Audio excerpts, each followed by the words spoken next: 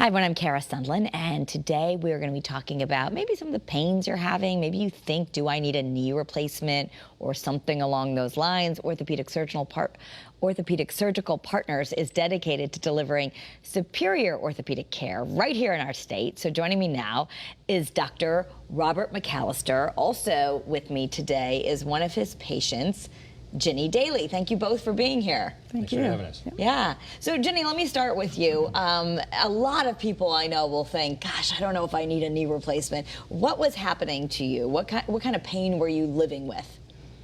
Well, it was mostly, it started off gradual. And, when I walked a long distance, coming back from the walk would hurt a lot. When I got up, anytime I got up, I wouldn't have to limp. So, as time went on, I just knew, that it was time, and had consultation with Dr. McAllister. And do you think you waited a little too long? I know a lot of people wait longer than they should, but it was perfect. It was perfect? Okay. Yes. I tried alternative. I tried PT first, and I did have some You did all the injections right stuff yeah. first. Okay. Yeah. So, Dr. McAllister, so many people are living with those pains, and yet knee replacements, I know, have advanced a lot, right? So if people almost knew how much easier it could be than maybe it was a generation ago, do you think that makes a difference for folks? I think the decision to do surgery is still the same type of a decision, and probably the most important factor in patients with arthritis, particularly osteoarthritis, which is what Ginny had. Is that it's an elective procedure. Yeah. So I always tell my patients, if your coronary arteries clog up and you don't fix them, you die. You must fix that. If you have arthritis in your knee or your hip and you don't fix it, it's never going to kill you, but it's going to get worse with time. It never gets better, it always gets worse. So there are conservative and surgical management options for arthritis, and my bias is that the conservative management options should be exhausted before the consideration for surgery. So in Ginny's case, she had physical therapy and exercise and anti-inflammatory medications and injectable medications, and gave the conservative treatment option a real go before we had a discussion about the potential for surgery. But for the vast majority of patients that have osteoarthritis who have failed conservative management, surgical intervention is a really great choice. Okay. Always a choice, and the patient's choice, but frequently a good choice. And that's something that people might not realize when you think, oh, I'm calling I'm calling Dr. McAllister, and he's a surgeon. He's going to want to operate right away. And in fact, you will also, although your practice is filled with surgeons, you also will manage those other first-line treatments first. We do, with certain exceptions. So osteoarthritis is by far and away the most common kind of arthritis that we see. If you're 65 years old, you're 50% likely to have osteoarthritis. There are other entities, inflammatory arthritides like rheumatoid arthritis or psoriatic arthritis, and some of the management, the medical management for those inflammatory diseases are better suited to somebody like a rheumatologist, a medical doctor who treats arthritis. For the orthopedic surgeon, osteoarthritis can be managed conservatively in the office depending on the surgeon's biases and expertise, but we take care of patients with osteoarthritis and progress them through the conservative management options before we discuss surgery. So conservative would just be the first thing. So like you did physical therapy or anti-inflammatories. If you're watching right now and you're in a lot of pain, like what would you advise? Can you do some over-the-counter pain medication right now? And what would be the right thing to try for a little bit? So non-steroidal anti-inflammatory medications like Advil, Motrin, ibuprofen, Aleve are first-line management for inflammatory conditions, including osteoarthritis. Even if it's an over-the-counter medication, I always suggest to my patients that they have a conversation with their primary care docs about the use of those medications on a regular basis, so that the medical doctors can monitor for side effects like blood pressure problems and kidney function and GI tract issues. But non-steroidal anti-inflammatory medications are first-line oral medications for management of that problem. There are topical preparations that are over-the-counter, so capsaicin, aspercreme, Voltaren cream, those kinds of topical preparations have an anti-inflammatory effect that treats the symptoms of the arthritis, the inflammatory symptoms. Injectable medications like corticosteroids, cortisone injections, and hyaluronic acid injections. We call them gel injections because people can remember gel. They can't Yeah. remember hyaluronic acid. Those injectable medications have a local anti-inflammatory effect. And those treatments treat the symptoms of the osteoarthritis, but not the source of the symptoms. Right. So we really manage the symptoms of arthritis rather than the source, which is actually the cells in the cartilage. So Ginny, you decided to go through with the surgery, and how are you feeling, and how was the recovery and all of that? It was awesome, great. I'm, you know, first couple weeks, you know, a little, you have to maneuver the pain management and whatnot, but I couldn't be happier. I mean, and it's funny because I really wasn't nervous about it because I really knew I was in good hands with Dr. McAllister and the team, the care team. Yeah. Yeah, it's 8 weeks, and I'm walking and paddling my boat, and you know, doing all kinds of stuff. Paddling your boat. Yeah. I mean, a lot of people like to golf in summer. Is this a good time right now? Have you been sitting on the bench? That's a really common question that people ask me, when's the best time? There isn't a best time. It's, you know, so there's two decisions to make at some point in time. How long are you going to be at us, Commissioner? Well, I'll talk about that, but the two decisions to make are, is it time for me to have surgery? Have I exhausted my conservative management? And are my symptoms significant enough to warrant a big operation? And then the second question is, when is it most convenient to the patient's life? We do them every week. Doesn't matter to us. So when is it most convenient to the patient? You know, my son's wedding is in June, and I have a bar mitzvah in April. So you have to pick a chunk of time to recover in, but the most appropriate time is whatever is most convenient for the patient. So what is that post-operative timeline? So I'll give you a brief tour of timeline. It takes us about an hour and a half in the operating room to do what we do. If you're an inpatient in the hospital, it takes about 3 hours in the recovery room. We admit you to the inpatient floor. You walk immediately with a walker and some help.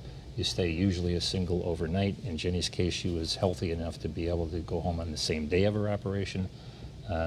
But for all of those patients, it takes about 6 to 8 weeks to get to the point where you do most of your stuff again.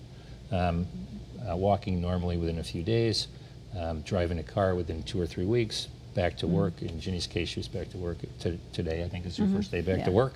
Yeah. At 8 weeks. I took 8 weeks. Those timelines are a little bit elastic, but most folks are back to doing their usual stuff by 6 to 8 weeks. And here's a really important point. It takes an entire year to get to the end point of recovery from something as substantial as a knee replacement. So people are back to their usual stuff, but they're improving in terms of pain and range of motion and function and strength and stamina for a whole year. Yeah. But you're paddling your boat, so you're doing She's well. paddling Yeah. But I'm still doing PT. Yeah. 2 or 3 times a week, and home exercises. And all that. Okay. Yeah. And I mean, there's still, obviously, I'm not 100%, but I'm, you know. She's an all-star. She's an all-star. Well, and is there, people say, what's the risk of a complication? So the aggregate risk is about 5%. And this depends on appropriate selection of patients. So not every patient with arthritis is a candidate for elective joint replacement surgery. If you break a hip and you don't fix the hip fracture will kill you. You have to have that fixed. If you have knee arthritis, again, it will never kill you. So if you're an appropriate candidate from a medical perspective, if you're healthy enough to have this operation, then we'll operate on you with the risks understood. So an infection risk is about 1 in 200 people. Substantial complication that can require more surgeries and intravenous antibiotics. Blood clot can happen in your leg. That happens about 1 in 200 people. It's a nuisance. If a blood clot goes to your lung, that's way less than 1 in several hundred. But that's the one that we worry about. You can have medical complications. You can have stiffness and pain. But appropriately chosen patients who have their surgeries done in the appropriate place by the appropriate team have about a 95% chance of being happier with their life afterward than they were before. 95% have a chance of being happier than they were before. They do. You think you fall in that camp? Oh, absolutely. Okay, yes. so a lot of people are, at least the people I've interviewed have gotten knee replacements. Sometimes will say, gosh, why did I wait so long? Yeah, So I get that a lot. So, you know, you yourself, you say the appropriate team. I just want to let people, if they're joining now, you're the president of the Orthopedic Surgical Partners, and orthopedic Surgical Partners is right here in our state. We're speaking with Dr. Robert McAllister. There's a lot of other surgeons and physician assistants that work there as well. Can you shout out to folks like where your practices are, depending on where, I just assume you treat Sure. everyone in Connecticut, Sure. but We have 20 providers in our practice, surgeons and physician's assistants. We have 4 offices and 3 urgent cares. They're Avon, right here in Rocky Hill, Willimantic in Manchester. We have hours that cover 6 days a week till 8 o'clock at night on weekdays. We take urgent care walk-ins. OSP stands for Orthopedic Surgical Partners, and Ortho Speed Pass, which is an urgent care in the same facility. okay, so that's when you have something pop or something, you right. go to the Speed Pass. I like that. Sort of Ortho Speed Pass. Ortho Speed Pass. And So we can do most of the same things that an emergency room can do for, other than, horrible crashes, motor Yeah. vehicle injuries, Where there's multiple other trauma trauma. patients, but ankle fractures and extremity fractures and sprains and strains. kids break a bone on the side of the soccer field or Yeah. possible. Soccer season's busy for us. Okay, so I want to let everyone know where they can find you, because you are kind of all over Connecticut, and we have some information where we can put it on the screen, but you can go to ospct.com, and it's right up there on your screen. They're also on Facebook, Orthopedic Surgical Partners. One of the locations is right here in Rocky Hill, but again, Orthopedic Surgical Partners and Ortho Speed Pass. If you just go, something popped, I need help, 860-525-4469. Do you get that a lot? People come in and say, doctor, I don't know, something popped. Every day. Every day. For the rest of us who don't know how to say anything else, something popped. At all ages. Okay. And for you, Jenny, I'm so glad that you're doing better. Yes, And much better. if other women like you are listening, or other men too, and yeah. saying, I don't know if I should do this, what's your word of advice? Someone who's been through it. You'll be happy you did it. You'll be happy you did it. Absolutely. Okay. I usually suggest that you ask them in a year. Yeah, well, see, you're already saying Yeah, it. You're right. already in the 95% group, right? Yes. Yeah. Yeah. Okay, so, at least sometimes it's just, where do I call? Who do I know? So once again, I'll just throw that up there. Share this, tag this with a loved one who you're hoping that they get the help that they need. I know sometimes, I'll say, even especially women, we sometimes go a little longer than we should without taking the time to take care of ourselves. But ospct.com, 860-525-4469. Also find them on Facebook and search whichever location is great for you.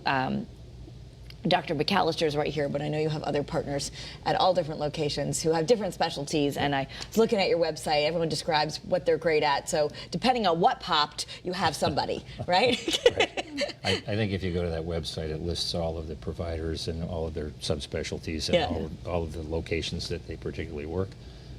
We cover everything except sort of really significant pediatric orthopedics. We'll take care of kids with sprains and strains, but the only subspecialty that we don't have a specialist in is pediatric orthopedics. Yeah. Cover So everything else. Check it out. And if you're someone like Jenny who's just like, gosh, I don't want to walk around with this pain anymore. That's right. Here's a way out of it. So, doctor, thank you for your time, Yes. Jenny. I wish you much luck in your recovery. I'm Thank glad you. you're one of the Thank you. 95% Yes, feeling I better am. with your knee replacement. Thank you. That is our time for right now, and definitely look back at this, share it.